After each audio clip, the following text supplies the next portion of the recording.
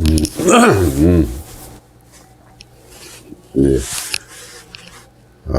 또반 여러분 안녕하세요.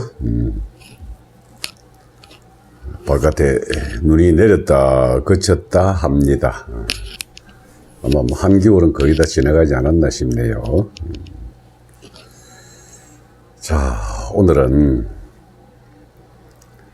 우리 이 민족의 시원 중에서도 환인에서 환웅으로 넘어오는 이 레벨을 환단고기에 나와 있는 내용을 기초로 해서 제가 한번 이야기로 엮어볼까 합니다. 환인이 여천재라고는 제가 말씀을 한번 드렸을 겁니다. 신라시대 부도지라는 역사서에 난 마고할미, 그리고 바이칼과 홉스골 호수 근처에 살던 이 무당들의 습속에서 보듯이 가장 뛰어난 하늘과 땅을 연결하는 초능력자, 환인 천재가 되는 건 당연하죠. 이게 물론 7명의 환인을 거쳐가지고 이제 환웅시대로 접어들 때에 이때 아주 재밌는 히스토리가 아마 이게 연결되어 있습니다. 제가 일전에 한번 신은 만들어졌다라고 말씀을 한번 드렸을 겁니다.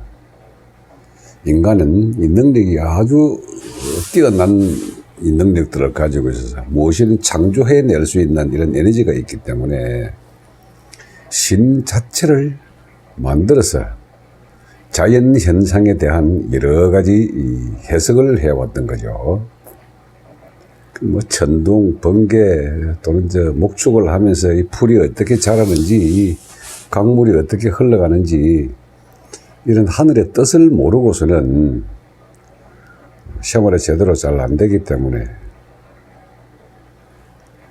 언제 비가 내리고 언제 천둥 번개가 치며 초목이 어떻게 무성해지는가를 가르쳐 주었던 이 환인이 존재함으로 해서 북방 유목 민족의 삶 자체가 아주 풍요롭게 돼서 그 신이 자기들을 보호한다고 믿고 있었던 겁니다. 근데 이 환인이 너무 잘 살게 되다 보니까 주변에 사람들이 많이 몰려들잖아요. 이쪽 저쪽 유목민족의 특징이 가족 단위로 생활하면서 부족 단위로 묶인다는 거죠. 그래서 그 부족 단위로 묶인다고 하는 게 이제 가축을 중심으로 마가, 우가, 저가 하던 식으로 소 키우는 놈 이 그룹들, 말 키우는 그룹들, 돼지 키우는 그룹들, 이런 식으로 해가지고 환인 야하에 여러 민족과 족속들이 더불어 함께 살아갔던 연방 형태의 나라를 움직이고 있다가 너무 사람들이 많이 몰려드니까 자, 인구 분산 정책을 좀 쓰자.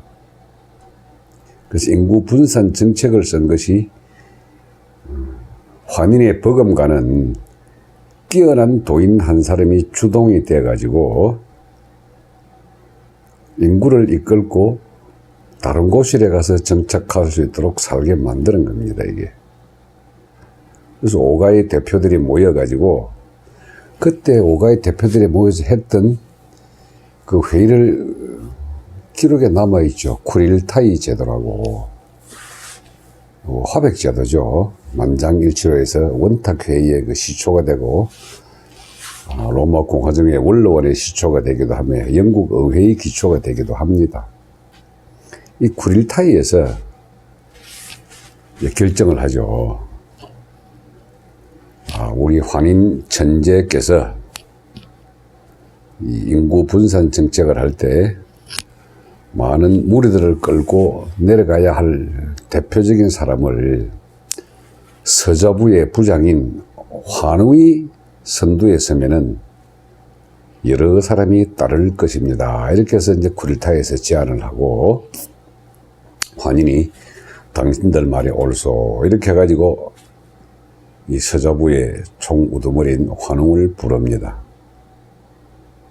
네, 이러이러한 연유로 인구를 좀 분산해가지고 아직까지 미개척된 땅이 있으니까 그리로 당신을 보내고자 하는데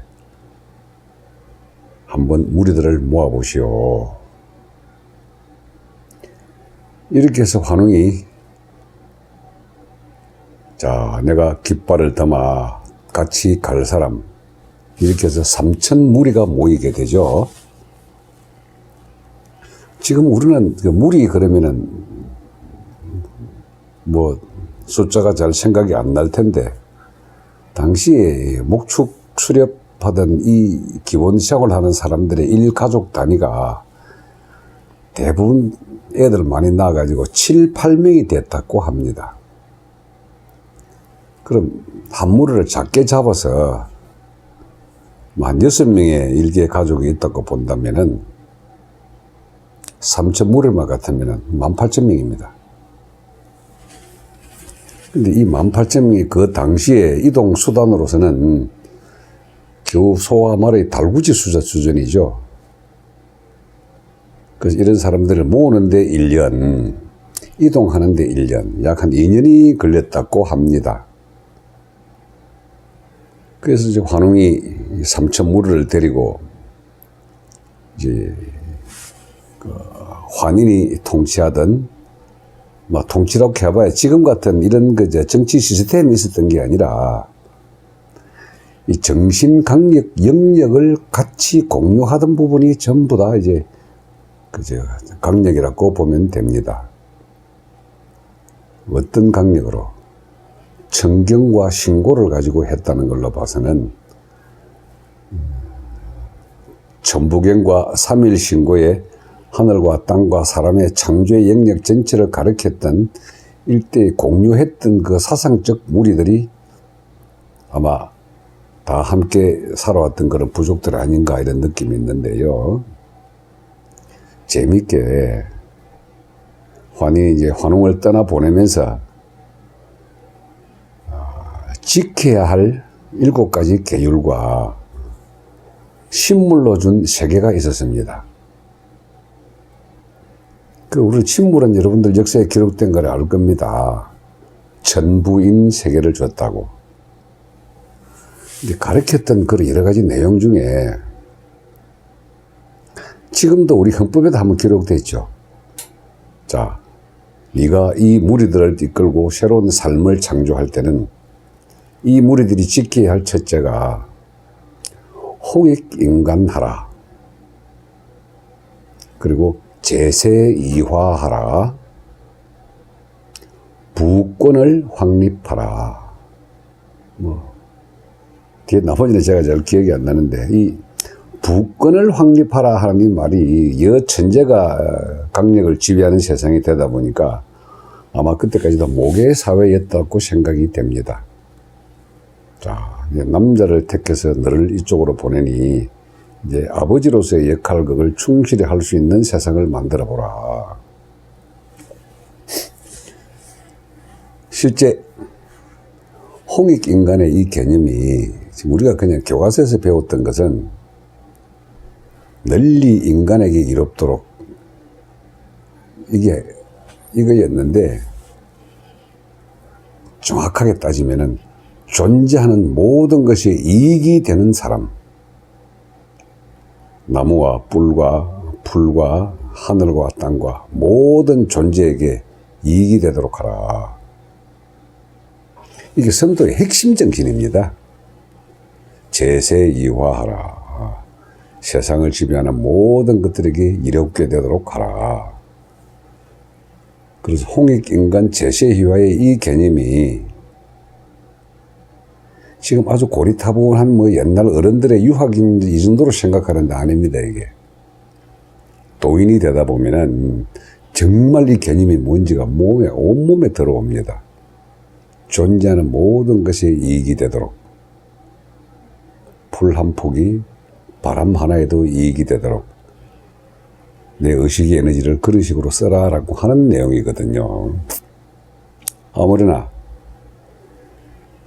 그렇게 해서 이 가르쳐야 될 천훈이죠. 천훈을 가르치고 떠나가는 환웅에게 주어진 세 개의 신물이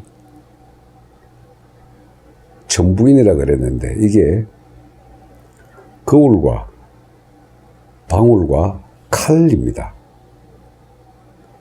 근데 거울, 방울, 칼 이게 왜 줬냐? 지금도 가만히 보면요. 우리나라 무당들이 쓰는 무구가 이 세 가지입니다. 칼과 거울과 방울. 절에 가서 쓰는 목탁도 이 방울이 변형이거든요. 지금 아직도 우리 생활 곳곳이 이것들이 스며들어 있습니다. 근데 이게 칼과 거울은요, 이 북군을 확립하라고 하면서 모든 사람들의 우두머리가 되니까 징벌 권한을 가지고 간 거죠. 칼은. 거울은 항시 내 자신을 쳐다보면서 수양하라는 이 뜻이었고요. 방울은 음파, 소리로서 존재하는 모든 것과 연결하는 도구였습니다. 지금도 무당들이 영혼을 부를 때는 방울을 따랑따랑 많이 흔들고 하거든요. 근데 그것이 이제 영혼을 불러내는 뜻이라기보다는 그저 존재하는 모든 것이 진동으로 이루어져 있으니 그 진동을 통해서 맞는 수를 내게 불러보라 하는 이 뜻 아니었겠습니까? 그렇게 해서 삼천무리를 끌고 출발했던 장소가 파미르 고원이니까 그 파미르 고원이라는 곳이 지금의 스탄자가 붙은 땅들입니다. 키르기스탄, 우즈베키스탄, 파키스탄, 아프가니스탄,